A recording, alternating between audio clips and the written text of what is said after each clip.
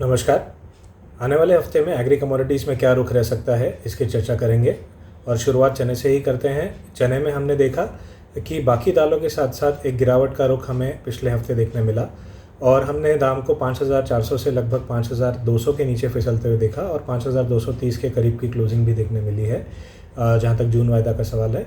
आने वाले हफ्ते में ऐसा लगता है कि 5,100 से 5,150 के बीच चना जो है वो कंसोलिडेट कर सकता है और उसके बाद में दोबारा तेज़ी के आसार दिख सकते हैं, हल्की सी लंबी अवधि अगर लें 10 से 12 सेशन के लिए। तो इसलिए शुरुआती दौर में अगले हफ्ते में हो सकता है कि ये जो नरमी है प्राइजेज़ में वो गहरा सकती है 5,100 तक, लेकिन उसके बाद संभल कर दोबारा ऊपर की तरफ रुक कर सकते हैं प्राइजेज़। 5,350 का एक इमीडिएट रेजिस्टेंस है, अगर वो निकल जाता है तो 5,430 तक भी शॉर्ट कवरिंग आने वाले 2 हफ्तों में एक्सटेंड हो सकती है। जहाँ तक एडिबल ऑयल कॉम्प्लेक्स की बात है तो हमने देखा कि एक काफ़ी अच्छी खासी करेक्शन काफ़ी समय के बाद हमें देखने मिली है पूरे ही एडिबल ऑयल कॉम्प्लेक्स में। शुरुआत रिफाइंड ऑयल से करते हैं तो हमने देखा कि रिफाइंड ऑयल के जो मई वायदा है उसने 1,500 के करीब के हाइज बनाए और लगभग अभी 1,390 के आसपास प्राइजेस फिसल चुकी हैं, जहाँ तक जून वायदा का सवाल है। तो ऐसा लगता है कि 1420 का एक इम्पॉर्टेंट सपोर्ट जो था अब एक रेजिस्टेंस होगा और उछाल पे हमें बिकवाली देखने मिल सकती है आने वाले दिनों में। डाउन साइड में 1,360 जो पिछले महीने का एक मेजर सपोर्ट था, वो एक बार टेस्ट हो सकता है, इसलिए शॉर्ट टर्म में रुझान सेलोन रैलीज का रह सकता है 1,360 के लिए। लेकिन अगर 1,360 होल्ड कर जाता है तो हमें दोबारा आने वाले दिनों में तेज़ी देखने मिल सकती है 2 या 3 हफ्तों में, लेकिन फ़िलहाल short term basis sell on rallies की जा सकती है। वहीं सोयाबीन की बात करें तो 7,000 के नीचे दाम फिसल चुके हैं और 6,800 के करीब हमने टेस्ट होते हुए देखा, जो पिछला सपोर्ट भी था।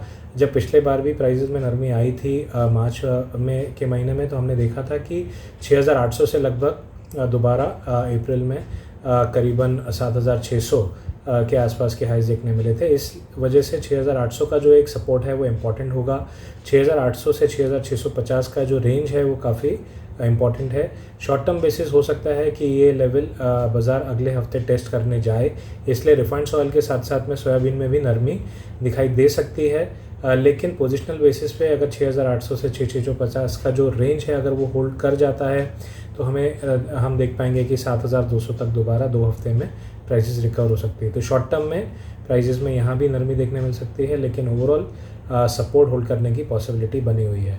वहीं RM सीड या सरसों की बात करें तो 6,940 के करीब की क्लोजिंग हमें देखने मिली है और 6,850 के आसपास यहाँ पर भी एक सपोर्ट है और मुझे लगता है कि ये सपोर्ट बाज़ार होल्ड कर जाएगा, क्योंकि ऑलरेडी काफ़ी एक बड़ी गिरावट हमने प्राइसेस में देखी है और 6,850 अगर ब्रेक नहीं करता तो हमें 7,200 तक सरसों में भी एक रैली देखने मिल सकती है आने वाले कुछ सेशंस में। इस वजह से सरसों में मैं बाकी सोयाबीन और सोया ऑयल के अगेंस्ट जाकर बाइंग की सलाह देना चाहूँगा डिप्स पर। वहीं CPO में भी हमने देखा है कि 1,210 तक दाम फिसल गए हैं। 1,275 के जो टारगेट थे वो काफ़ी करीब उसके दाम गए थे। 1,268 के हाइज देखे थे, उसके बाद एक करेक्शन देखने मिली है। मुझे लगता है ये करेक्शन करीबन 1,180 से 1,170 तक एक्सटेंड हो सकती है, लेकिन उसके बाद बाज़ार संभलेगा और उसके बाद दोबारा ऊपर की तरफ रुक कर सकता है। हालांकि अगले हफ्ते के आने वाले 3 या 4 सेशन में जो रुझान रहेगा वो मंदी का ही रहने की उम्मीद बनी हुई है। वहीं रुक करते हैं मसाला कॉम्प्लेक्स की तरफ। तो हमने एज़ पर एक्सपेक्टेशंस हल्दी वायदा में एक रिकवरी देखी, क्योंकि 8,200 से 8,300 की एक रिकवरी पिछले हफ्ते एक्सपेक्टेड थी 7,650 के लेवल से, तो वही हमने आते हुए देखी और ऐसा लगता है कि 7,850 7,900 के ऊपर अब जब तक हल्दी वायदा होल्ड कर पाएगा तब तक ये रैली एक्सटेंड हो सकती है 8,500 तक, इसलिए तेज़ी की संभावना फ़िलहाल बनी हुई है। वहीं धनिया में भी मुझे लगता है कि 7,350 तक दाम जा सकते हैं, तो दोनों ही काउंटर्स फ़िलहाल तेज़ी की तरफ रुख कर रहे हैं। अब चलते हैं ग्वार कॉम्प्लेक्स की तरफ। ग्वार कॉम्प्लेक्स में जिस प्रकार हमने पिछले हफ्ते 4,400 ग्वार सीड और 6,600 ग्वार गम में हासिल होते हुए देखे थे, उसके बाद एक करेक्शन एक्सपेक्टेड थी, वो हमने इस हफ्ते देखी है। लेकिन जैसे मैंने पहले ही बताया कि 4,100 के ऊपर जब तक ग्वार सीड सस्टेन हो रहा है तब तक जो रुझान है वो ऊपर की तरफ बना हुआ है, इसलिए डिप पे दोबारा बाइंग एमर्ज होने की पॉसिबिलिटी है। तो मैं डिप पे बाइंग की सलाह देना चाहूँगा 4,100 के ऊपर जब तक बने हुए हैं, और अपसाइड में 4,400 और उसके बाद 4,520 ये 2 टारगेट लिए जा सकते हैं शॉर्ट टू मीडियम टर्म के लिए, यानी 2 से 3 हफ्तों के लिए।